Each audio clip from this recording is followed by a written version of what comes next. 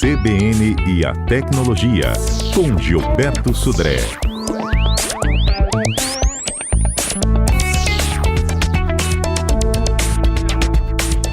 Ei, Sudré.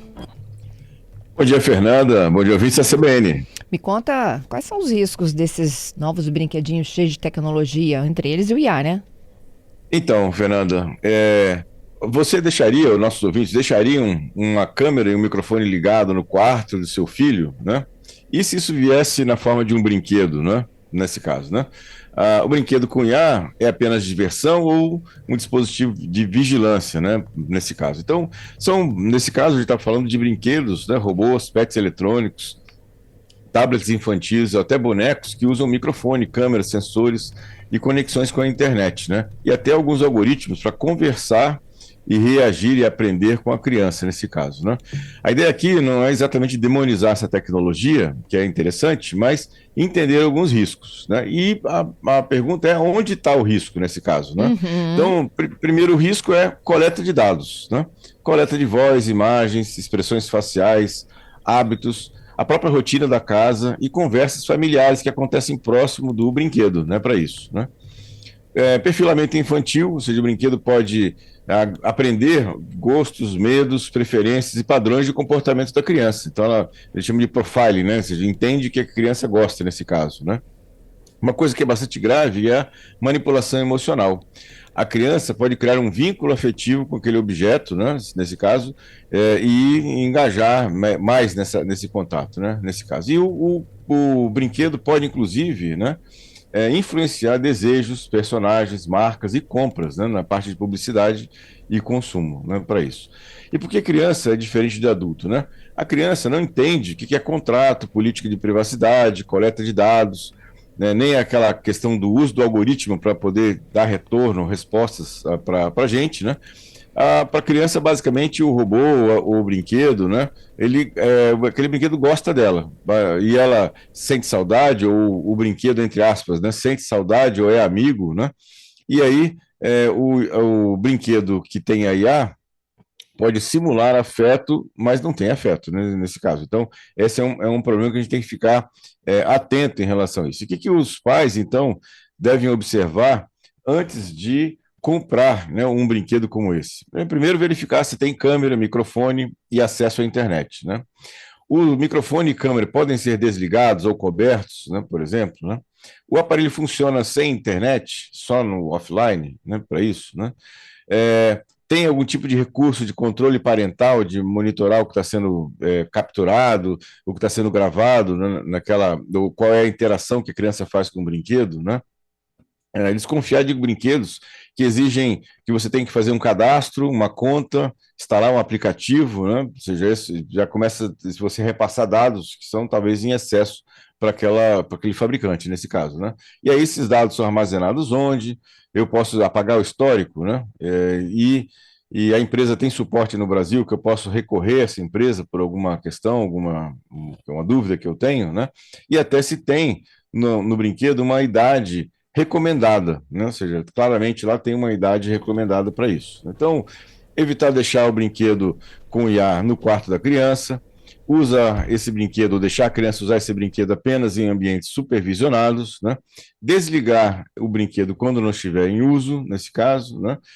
Se precisar criar alguma conta, cria a conta em nome dos pais, não em nome da criança, né? E não permitir que a criança compartilhe endereço, escola que estuda, rotinas ou dados familiares para o brinquedo em si. Então, o uso supervisionado sempre é uma questão importante, né, nesse caso. Então, a tecnologia, né, que a gente está explicando aqui de brinquedos que tem embutido, né, alguma função de IA, não é exatamente a vilã, né? Mas o brinquedo conectado na internet que tem esses recursos não pode ser tratado como um brinquedo comum, um carrinho, uma boneca, né?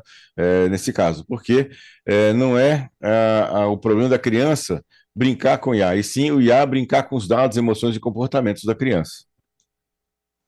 Gilberto, eu aqui pensando, Uhum. que brinquedo é esse?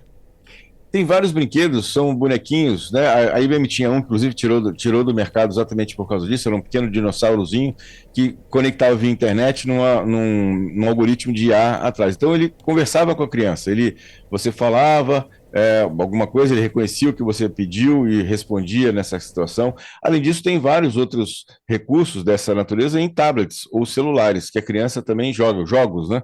Em que por trás eu tenho uma IA, e a IA responde a comandos de voz da criança, interage com a criança. Então tem bonecas, tem bonecos, tem esse brinquedinho que era da IBM também, né, que tinha essa inteligência, entre aspas, por trás do brinquedo. Então, essa é uma questão que a gente tem que ficar realmente bastante atento. Porque eu estava até pensando aqui, não sei, aqueles filmes da Netflix, né, que a IA vira dona da casa, né? Exatamente. Meio terror, meio suspense. Meio terror, né? Parece até que o brinquedo vai tomar conta da criança. Pode influenciar, né? Ou seja, porque como a criança cria uma relação de afeto, né? Ou até de amizade ou de confiança com aquele brinquedo, né? Naquela interação que ela faz, e aí ela começa a ter assim, um envolvimento acima do que deveria ser com esse brinquedo. Lembrando, né, que a gente tem exatamente esse problema, né, com adultos que estão usando a IA hoje como um conselheiro, né, ou seja, um psicólogo, né, para conversar com a IA sobre isso. Imagina um adulto que já tem, né, teoricamente uma consciência formada, né? Imagino que não poderia ser feito isso com uma criança que não tem essa ideia, que não conhece ainda exatamente essa situação, né? Olha só, o Thiago disse que à medida que você vai falando, ele estava se lembrando daquele caso do Pokémon GO. Sim. Todo mundo achava inofensivo, no final a empresa estava botando milhões de pessoas para trabalhar para ela. Exatamente. Caçando monstrinhos, né? E na verdade eles estavam coletando dados 3D.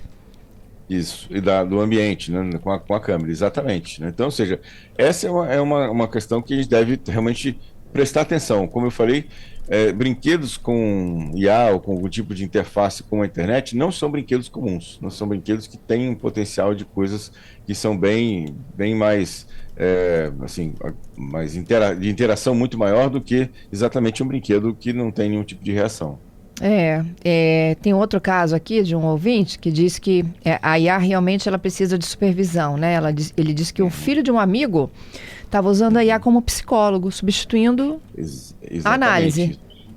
Infelizmente tem muitos adultos que estão fazendo isso também, né? Talvez seja mais confortável, ele está em casa, não vai se expor com outra pessoa, ela se sente mais confiança, mais confortável de falar com a IA. Só que a IA não é um psicólogo, né? Ela não está preparada para isso, né, nessa situação. Então, pode ter problemas bastante graves, né, de desvio de comportamento, inclusive nessa situação. O Adalberto está se lembrando aqui de outros brinquedos que tem IA. Exatamente. Inclusive, Fernanda, ontem, bom dia, Gilberto. Quando eu estava preparando essa pauta com o Gilberto, fui fazer uma pesquisa na internet, Fernanda, e tem muitos mais brinquedos com inteligência artificial do que a gente imagina. Eu encontrei, por exemplo, uma pesquisa rápida na internet, Gilberto, ontem, uma boneca, Fernanda, que o ChatGPT, você configura ali o prompt, e aí nesse prompt, o prompt, gente, é tipo uma linguagem que você utiliza dentro do ChatGPT. Né? É o comando. Dentro do ChatGPT, você dá o código para ele, dá o comando, e uma boneca, tipo assim, normal, uma boneca, ela faz atividades, ela conversa, entre aspas, com a pessoa por meio desse código do ChatGPT. Eu fiquei assim, confesso, eu uso o ChatGPT, mas eu fiquei meio assustado, Gilberto. Mas exatamente, assim, e para criança que ela não vai digitar nada, né? Na verdade a interface é a voz, ela conversa, literalmente ela conversa com o brinquedo, né? E aí pode ter uma série de implicações nisso. É isso. Ô, Gilberto, tem uma participação chegando aqui de um ouvinte, né? E ele disse que ele estava... Na verdade, é um comentário, né? O brinquedinho dele é o carro, né? Ele estava falando sobre um determinado carro para um amigo. E, de repente, o celular dele começou a oferecer promoções, propagandas, exatamente daquilo que ele estava falando. Aí ele falou assim, olha, o brinquedo ouve o que a gente fala com a IA, o celular também, né? E o carro também. E o carro também. Tem vários carros hoje que tem comando de voz, né? Para abrir uma porta, fechar a porta, abrir um vidro, fechar um vidro, né? E até ligar para alguma pessoa, né? Exatamente, você pede para o carro, entre aspas, né? Fazer uma chamada telefônica para alguém. E esse carro, boa parte dos carros hoje já tem conexão com a internet, constantemente conectado na internet. Então, você não sabe exatamente, até a gente comentou sobre isso, tem alguns programas atrás daí da CBN Tecnologia, que os carros hoje também são uma fonte importante de coleta de dados para os fabricantes de carros e para terceiros, né, também. É isso. Ó, nós temos um minutinho para os destaques da semana. Vamos começar então? Vamos começar. Viralizou. Bom, primeira questão que me chamou a atenção essa semana, né, foi que o Instagram vai deixar qualquer um usar suas fotos para montagens de IA. A Meta lançou o Muse Image, que é um novo modelo de geração de imagens da Meta. Ele trouxe no lançamento um recurso que você pode utilizar fotos de perfis abertos no Instagram para gerar imagens de IA. Então, é importante a gente ficar atento, né? O que você publica em perfis que são abertos no Instagram, isso tem um problema, né, para isso.